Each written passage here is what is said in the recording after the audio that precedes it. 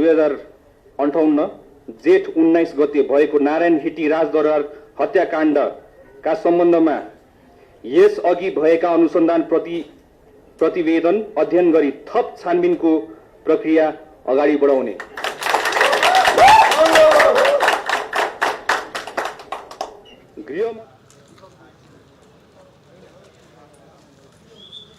यो भव्य स्वागतको लागि गृह मन्त्रालयमा तयारी देख्न सक्नुहुन्छ। आज गृह मन्त्रालयमा सुदन गुरुङको इन्ट्रीसँगै भोलिबाट चाहिँ शुभ बिहानी हुनेछ भनेर सबैले आकलन गरेका छन्। पक्कै पनि आगामी दिनमा निकै राम्रा कामहरू हुनेछ। सुदन गुरुङ आउनुभयो, अब मन्त्रीज्यू आउनुहुन्छ है, तपाईँ आइकन त भएन। दर्शक यहाँले देख्न सक्नुहुन्छ गृह मन्त्रालयमा अहिले पदभार गर्ने काम हुँदैछ। अब गृहमन्त्री आउँदै हुनुहुन्छ। यहाँहरूले देख्न सक्नुहुन्छ गृह मन्त्रालयको भिड यहाँहरूले देख्न सक्नुहुन्छ।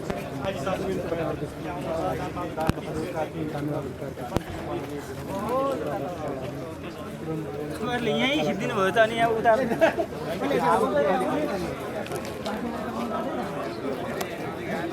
गृह सचिव, नेपाल प्रहरीका आइजिपी, सशस्त्र प्रहरीका आइजिपी लगायत उच्च पदस्थ कर्मचारी र सुरक्षा अधिकारीहरू यतिखेर गृहमन्त्री सुदन गुरुङको स्वागतका लागि तैनात अन्तिम तयारी हामीले देखिरहेका छौँ। गृह मन्त्रालयमा निकै भव्यताका साथ सुदन गुरुङको रिइन्ट्री भएको छ र उहाँको स्वागत यति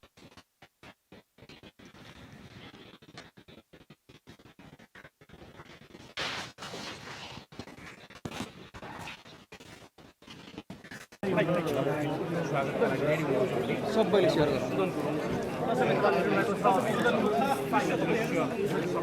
गर्नु ल। सुदन गुरुङ ल हेर्नुहोस् ल, नजिकबाट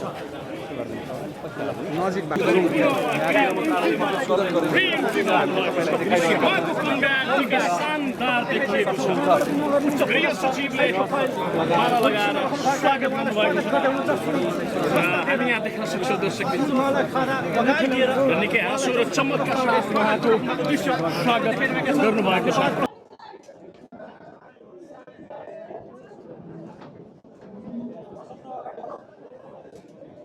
धेरैजना खुसी पनि हुनुहुन्छ होला, धेरैजना दुखी पनि हुनुहुन्छ जस्तो लाग्छ मलाई चाहिँ।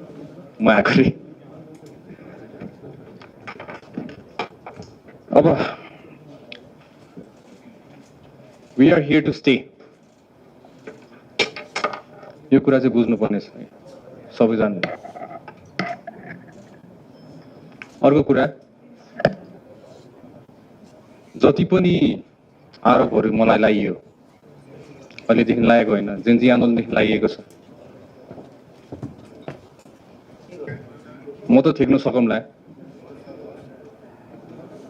तर विशेष गरी आइन्दादेखि कुनै नागरिकलाई,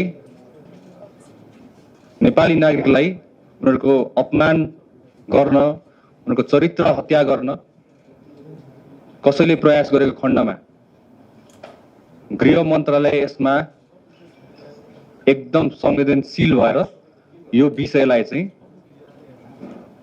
सिरियसली हामीले चाहिँ अबदेखि गृह मन्त्रालयले हेर्नेवाला छौँ। मलाई जे भन्नु छ नो प्रब्लम, म थेक्न सक्छु, जस्तो सुकै आरोप लगाए पनि म थेक्न सक्छु। तर नेपाली नागरिकलाई, अरूलाई दुःख दिएको चाहिँ म हेर्न सक्दिनँ। विशेष गरी हाम्रो चेलीहरूलाई, नेपालकी छोरीहरूलाई जुन तरिकाले उहाँहरूको चरित्र हत्या गरिन्छ, यसमा गृह मन्त्रालय एकदम सिरियस हुन्छ। सो आइन्दादेखि यस्तो हाम्रो समाजमा यस्तो खालको प्रविधि नरहोस्। जति अट्याक गर्नु छ बरु मलाई नै अट्याक गर्नु होला, नो प्रब्लम। तथ्यको आधारमा हुनु पर्यो, फोड्नु गर्नु भएन। र मिडिया ट्रायलको नाममा कसैले आत्महत्या गर्नु नपरोस् हाम्रो देशमा आइन्दादेखि। आज विशेष गरी हामीले लगभग 4वटा निर्णय गरेका छौँ। इट्स भेरी सिरियस र म हजुरलाई आज पढेर सुनाउनेवाला छु।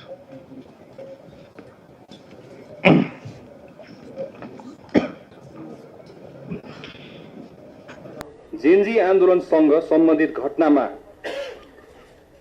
फौजदारी अभियोजन भएका मुद्दा फिर्ता गर्न सकिने नसकिने सम्बन्धमा छानबिन गरी सिफारिस सहितको प्रतिवेदन पेश गर्न विशेष कार्यदल गठन गर्ने पहिलो। दोस्रो, विक्रम सम्वत 2058 जेठ 19 गते भएको नारायण हिटी राजदरबार हत्याकाण्डका सम्बन्धमा यस अघि भएका अनुसन्धान प्रतिवेदन अध्ययन गरी थप छानबिनको प्रक्रिया अगाडि बढाउने।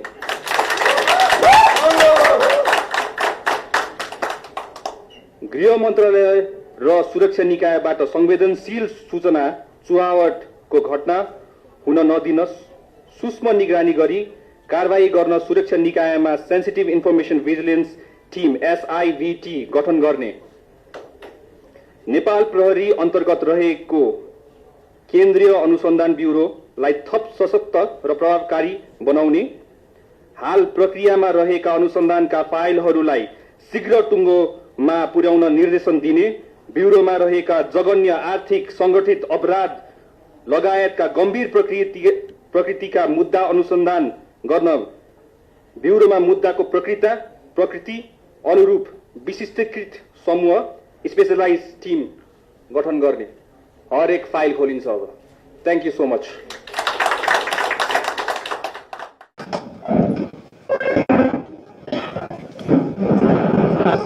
धन्यवाद सहित यो कार्यक्रमले सकेको जानकारी गराउन धन्यवाद।